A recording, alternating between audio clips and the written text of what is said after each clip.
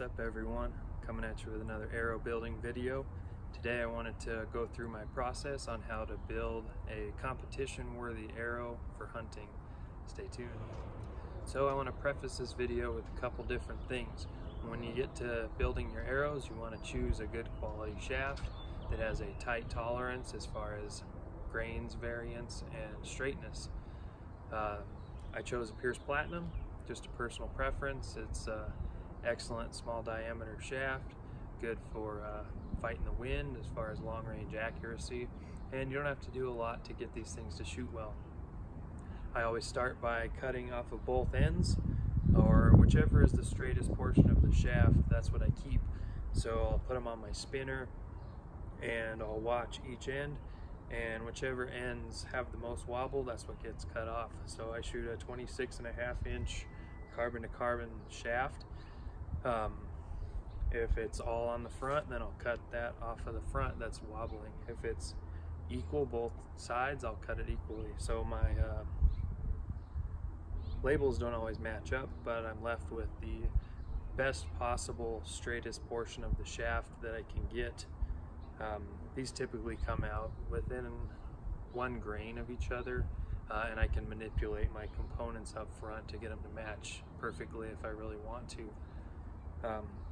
So definitely cut the straightest portion of the shaft, and it might be both ends, it might be one end, whatever that ends up being. So capitalize on that. You can make a lower dollar shaft into a much better one just by doing that. Let's get into the process. So everything you will need: Aero wraps, your vanes of choice, piece of sandpaper, an Aero spinner, alcohol swabs and liquid, 60-minute epoxy, a nylon bristle bore cleaning brush, Q-tips, super glue. This is the glue that I use. I've found it to be the strongest and most flexible glue out there for fletching. A medium grit paint drywall sanding block. This is a 220. Your fletching jig, you use a Bitzenburger, and a mouse pad, as well as your components, of course. First thing, remove your knock. Take your sandpaper, make sure it's perpendicular to your roller. Press the butt of your arrow up against it. Give it a few twists. Turn it around. Do the same thing on that side. Now you have a perfectly square arrow. Next, grab your brush. This is for a 17 caliber rifle, which works perfect for my 1.66 inside diameter Pierce arrows. Run it in a few times, both sides.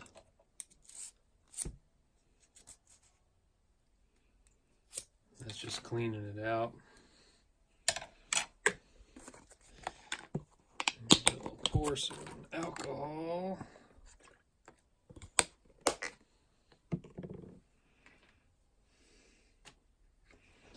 Take your sanding block,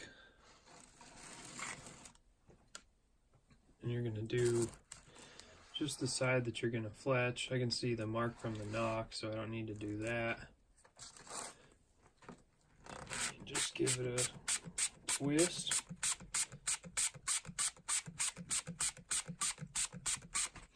It's just going to make sure that the wrap is going to stick to it really well. Next, grab your alcohol pad, and I just clean the entire length of the arrow. Important to not touch where you're going to fletch after you clean it with the alcohol. Next, take your Q-tip for your micro diameters. You probably got to pull off a little bit of cotton just to get it to fit down in there. Dunk it in your alcohol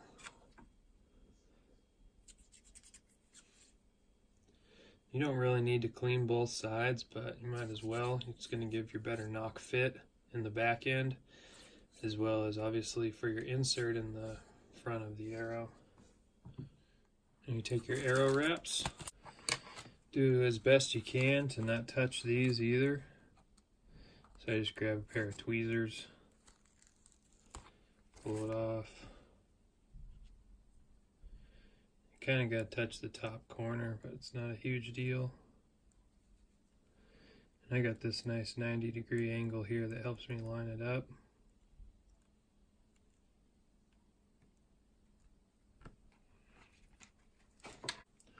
And you'll put your knock back on.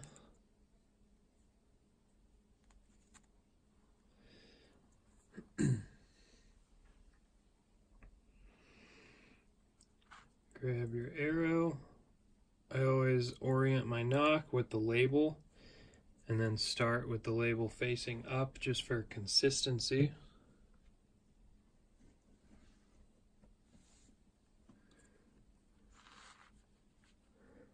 Line it up.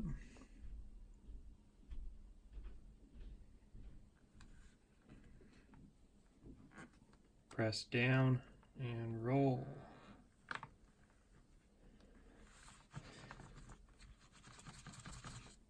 And there you go.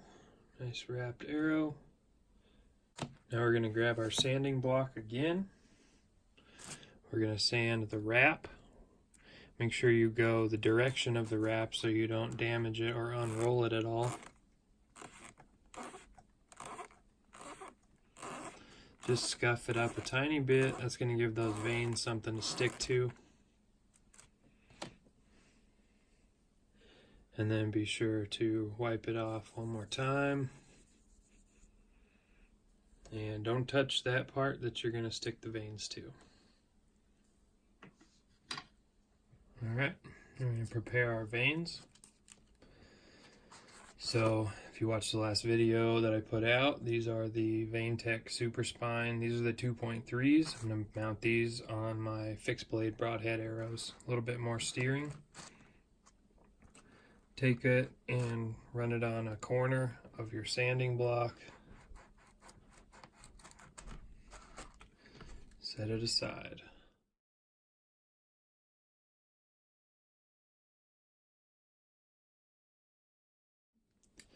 Now we're ready to start fletching. I always start with the flat side up and the label towards me just for consistency.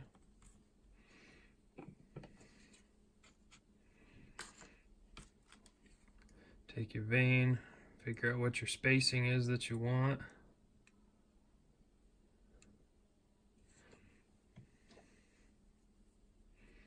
Grab your Q-tip. Put a little bit of alcohol on the base. Wait for it to dry completely. Grab your glue.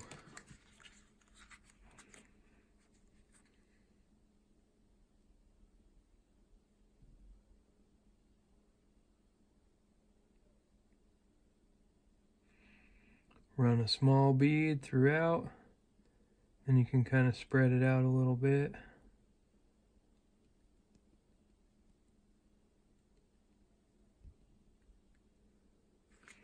Now you can see there's a little tiny bit of play in this Bitzenburger jig. So what I do is I choose a direction, whatever I want. I usually go away from me and I just press that arrow that direction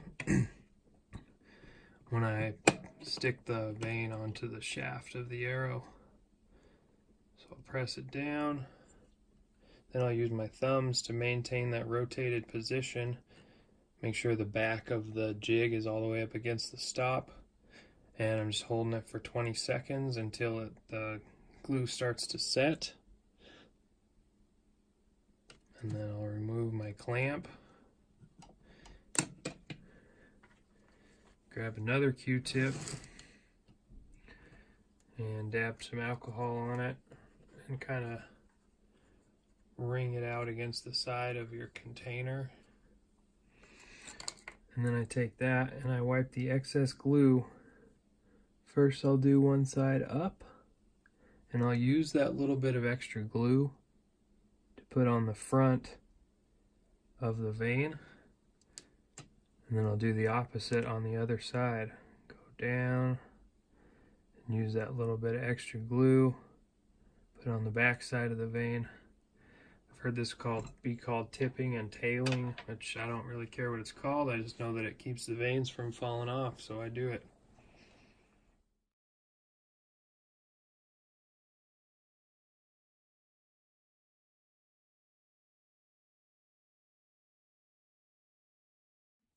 So I'm going to be pretty brief with component installation, because my system's pretty unique in the sense that it uses two different components together that aren't necessarily used in conjunction with each other. So first off, I have the Easton Deep 6 insert, and then I also have the Firenock Aero Outsert. So both of these require the use of 24-hour epoxy or 60-minute epoxy, basically something that is very slow curing. Do not try to use super glue or insert glue or any type of fast set glue to put either of these components on.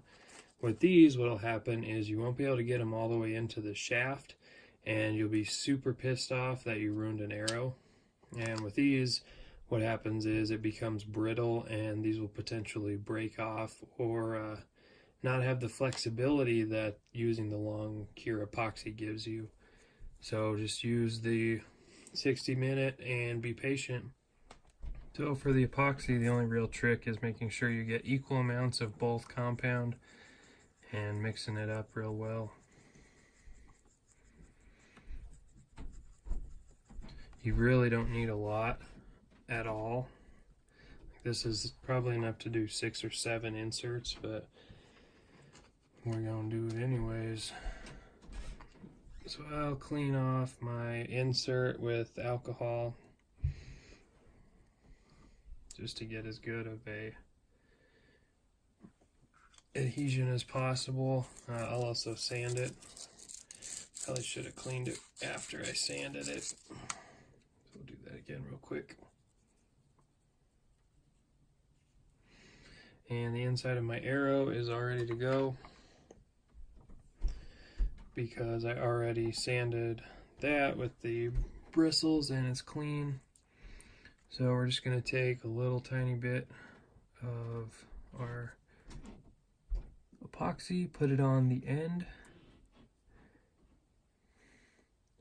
and you'll see what I mean is this being too much, but it's got all these little ridges on here that are glue catchers, and they're also angled backwards, kind of like the teeth on a big pike.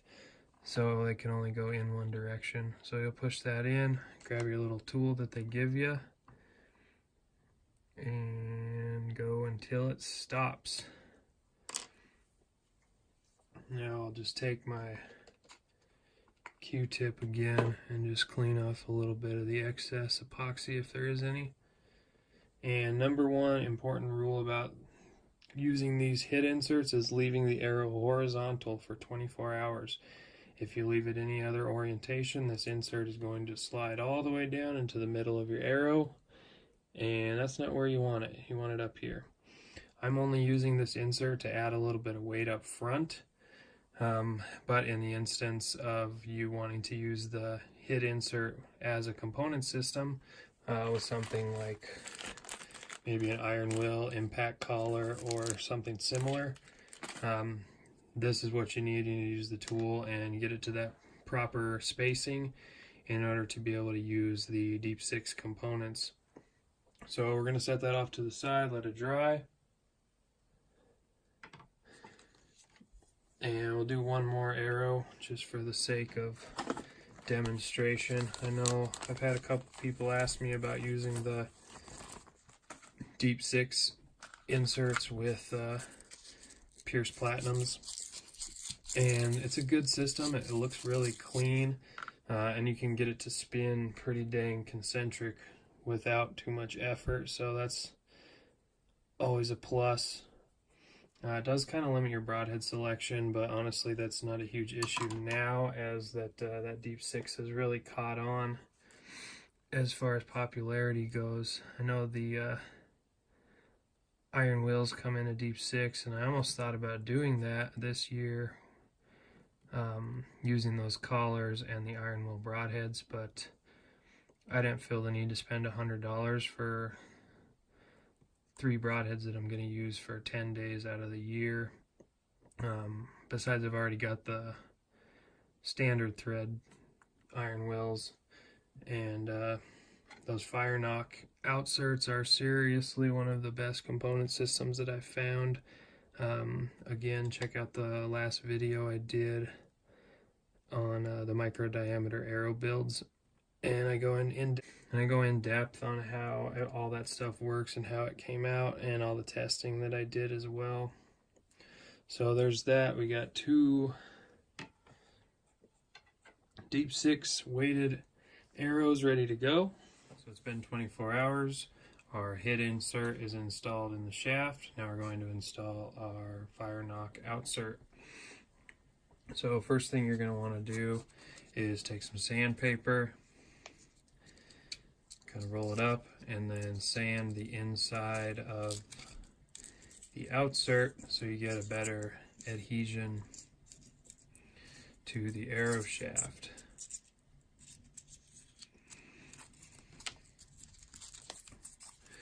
Do the same thing by lightly sanding the outside of your Aero shaft.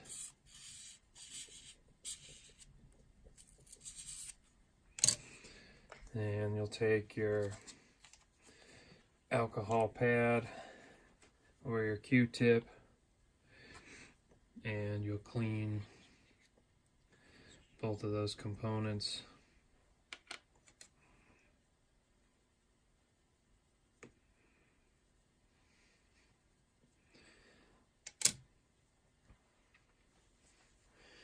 Now for installing the Outsert,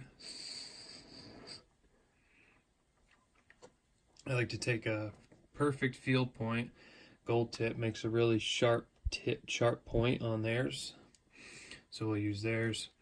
And I just screw it into the Outsert, slide it onto the shaft,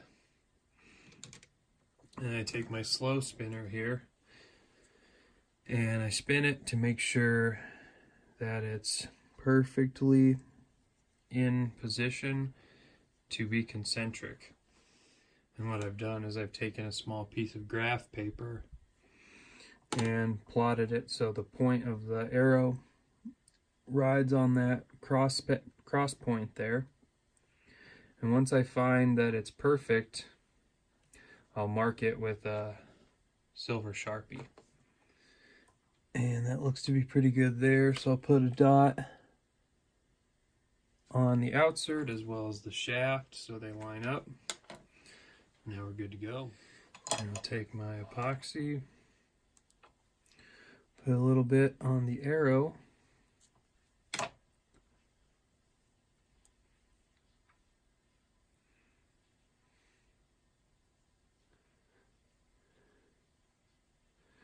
about all you need.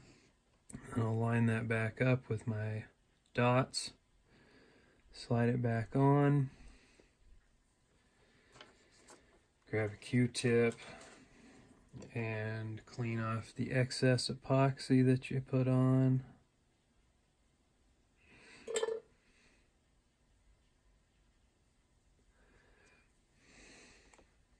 A little bit of alcohol.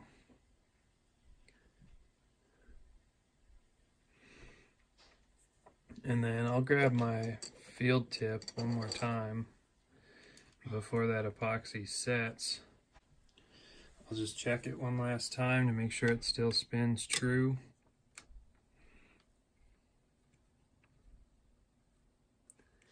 Which it does. And these ones you gotta let dry vertically. We don't have to worry about our head insert moving now because it's dried and cured for 24 hours. So now we want this to dry perfectly vertical. Well, that's it, everyone. Hope you learned something, and good luck building your competition-ready hunting arrows. Thanks for watching. Don't forget to like and subscribe. Until next time, shoot straight.